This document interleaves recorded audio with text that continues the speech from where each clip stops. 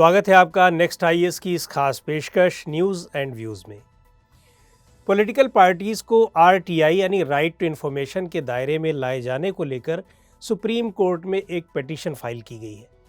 इस पिटीशन पर supreme court detailed hearing के लिए तैयार हो गया है। न्यूज़ एंड व्यूज़ के आज के एपिसोड में इसी टॉपिक पर बात होगी। सबसे पहले तो जान लेते हैं कि पॉलिटिकल पार्टीज़ यानी राजनीतिक दल होते क्या है। दरअसल कोई पॉलिटिकल पार्टी ऐसे लोगों का एक समूह होता है जिसमें लोग चुनाव लड़ने और सरकार बनाकर पावर हासिल करने के लिए एक साथ आते हैं। ये सभी लोग व्यापक हित में समाज के लिए कुछ पॉलिसी और प्रोग्राम बनाने के लिए सहमत होते हैं। Election commission of India in political parties को 3 कैटेगरीज में बांटता है और इन्हें रिकॉग्निशन देता है: नेशनल, स्टेट और रीजनल, और रजिस्टर्ड और अनरजिस्टर्ड पार्टीज़। इन पॉलिटिकल पार्टीज़ का registration representation of the people act 1951 के सेक्शन 29A के तहत होता है। रजिस्ट्रेशन कराने के लिए किसी पार्टी को अपने फॉर्मेशन से 30 दिन के भीतर चुनाव आयोग के सामने एप्लीकेशन देनी होती है।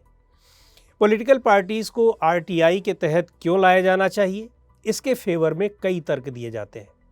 कहा जाता है कि पॉलिटिकल पार्टीज़ को सरकारों से कई तरह के बेनिफिट्स मिलते हैं। पिटिशनर्स का कहना है कि पॉलिटिकल पार्टीज़ इनडायरेक्ट फंडिंग भी लेती हैं और इसमें कई तरह से करप्शन भी होता है। इसलिए मांग की गई है कि आरटीआई के तहत इन्हें पब्लिक अथॉरिटी घोषित किया जाए और इन्हें ज़्यादा ट्रांसपेरेंट और अकाउंटेबल बनाया जाए, जिससे चुनाव में इस्तेमाल होने वाले काले धन पर रोक लग सके। इसमें तर्क है कि कोई दल तब तक लीगल नहीं होता जब तक उसे इलेक्शन कमीशन से एक प्रक्रिया द्वारा पास नहीं किया जाता। ऐसे में रजिस्ट्रेशन की प्रोसेस उसे पब्लिक अथॉरिटी का रूप देती है।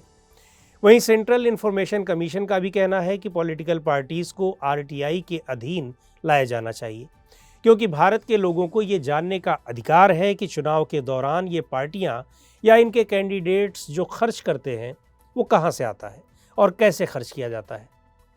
लेकिन पॉलिटिकल पार्टीज़ इस मांग का विरोध कर रही हैं।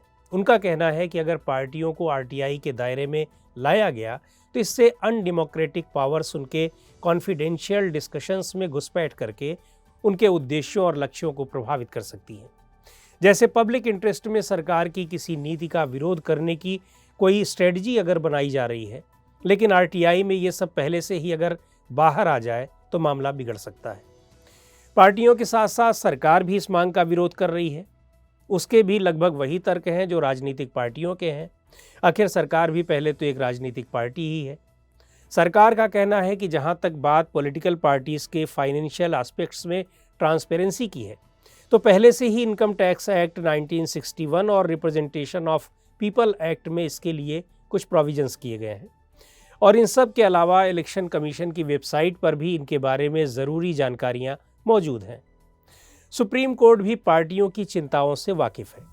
उसे भी लगता है कि आरटीआई के दायरे में लाने से उनसे कैंडिडेट सिलेक्शन और दूसरी चर्चाओं के बारे में पूछा जा सकता है।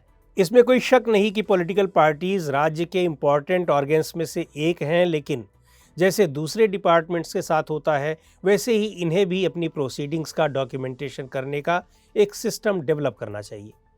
इसके अलावा पावर हासिल करके ये पार्टियां राज्य में सबसे प्रमुख बन जाती हैं। इसीलिए जो ट्रांसपेरेंसी स्टेट के अन्य हिस्सों में एक्सपेक्टेड होती है वही ट्रांसपेरेंसी इनमें भी हो, इसमें कुछ गलत भी नहीं है। तो आज के इस एपिसोड में इतना ही। अगले एपिसोड में फिर मिलेंगे एक नए टॉपिक के साथ। आपको ये प्रोग्राम कैसा लगा कमेंट करके हमें ज़रूर बताएं। आप अपने सुझाव भी हमें भेज सकते हैं।